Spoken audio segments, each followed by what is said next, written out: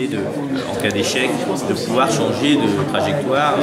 Si on les a ouverts à plein d'autres choses, si on leur a offert plein d'opportunités, leur faire comprendre qu'il y a des métiers qui existent, plein d'autres métiers que d'être footballeur professionnel ou basketteur professionnel, à ce moment, oui, il y aurait la possibilité pour eux de changer un moment de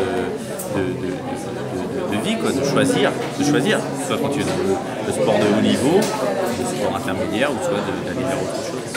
Vous-même, vous étiez joueur professionnel.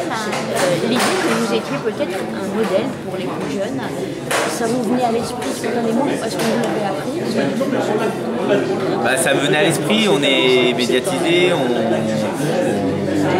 croise des supporters, on croise les petits gamins qui viennent nous autographes, mais à aucun moment je l'ai souhaité, je l'ai accepté, et à aucun moment je veux être un exemple, et à aucun moment je me dis que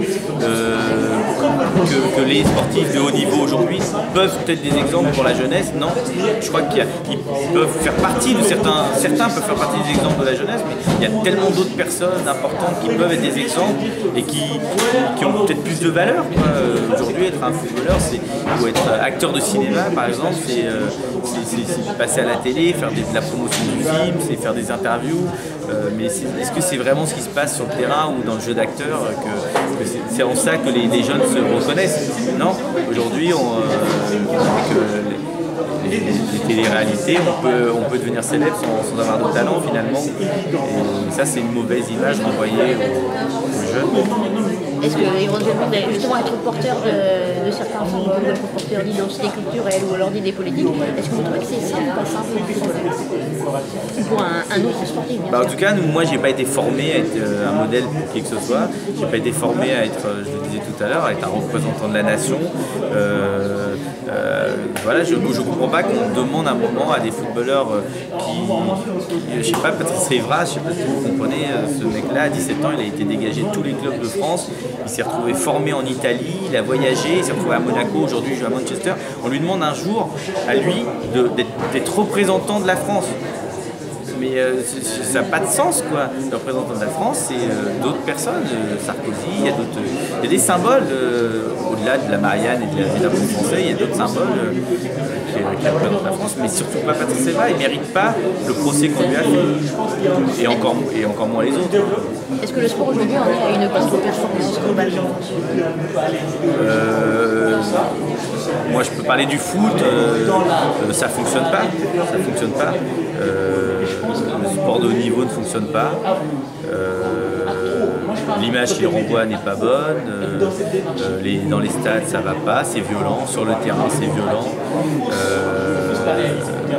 Au niveau médiatique ça marche pas non plus. Les arbitres sont mis en cause. Il n'y a pas de respect.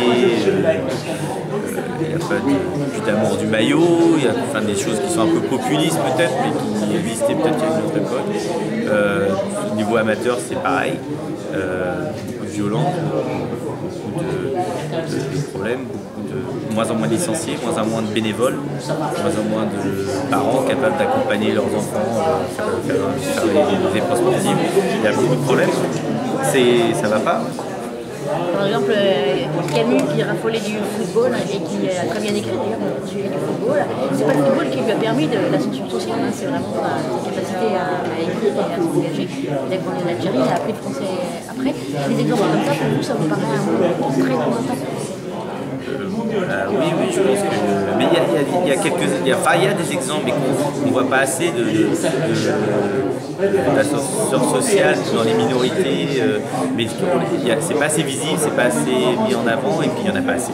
Il n'y en a pas assez, je pense qu'il y a des intellectuels, il y a des docteurs, il y a des avocats, il y a des artistes qui viennent des minorités. Et il y a des associations qui font aussi des choses super dans ces quartiers-là, on les met pas en valeur, on met en valeur que oui, le footballeur qui est arrivé à un moment, le basketteur, le danseur, le chanteur.